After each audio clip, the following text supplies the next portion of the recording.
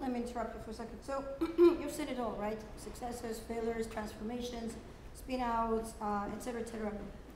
And all these businesses were in healthcare.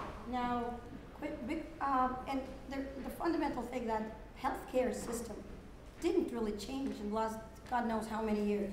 So yet there is a huge interest, there's a surge of interest from all parties involved in the ecosystem, i.e. entrepreneurs, investors. Number of dollars are going up 25% per year for investing in healthcare IT. The number of deals increasing. I mean, last quarter investments in healthcare IT were 25% higher, 75% higher than a year before. Why is that? Is this system just so bad that we're just desperately trying to do something with it? Or people think that, well, you know, with the healthcare IT, we can basically create a business out of $3.99 app. I mean, No, what's the shift? Where is the... Well, let me take a step back. That healthcare really hasn't changed in 20-some years.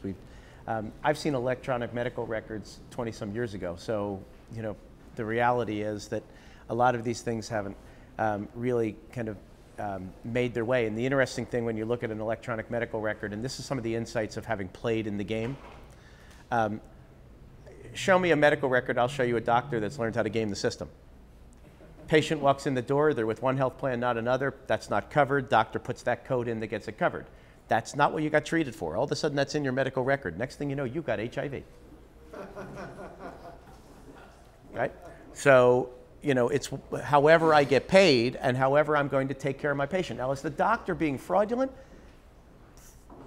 Okay, we could argue that maybe out of the 10% that everybody says is fraud, there's 3 to 5% of those get the billing that is nasty and wrong and fraudulent.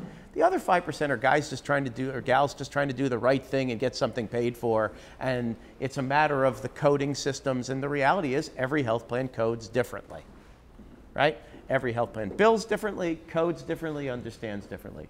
The other interesting thing about the healthcare system is, if you wonder why we don't have regulatory reform, is we operate fundamentally as a piece of mercury.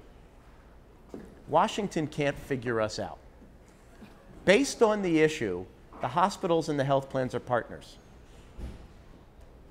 Based on the issue, pharma and the health plans are partners. Based on, you know, depending on the issue. So every time they touch one piece of healthcare reform, we all split like a piece of mercury. And we re-aggregate based on how we're going to monetize. As far as investment, it's 17, 18% of the GDP. One could argue if you include decision making, it's 22 to 23% of the GDP when we talk about other health related things. What's wrong with that actually?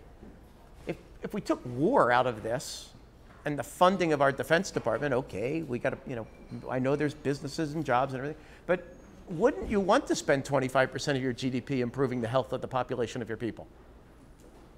So I don't know that it's necessarily the money and the aggregate amount of money. It is big money. And that's why you have a lot of people trying to play in it.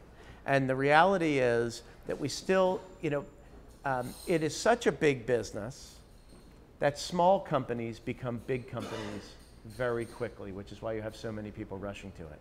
As an example, I'm working on a business idea right now with a group of former Oxford guys and gals that technology and has finally caught up, and the government has finally caught up to an idea we had 12 years ago.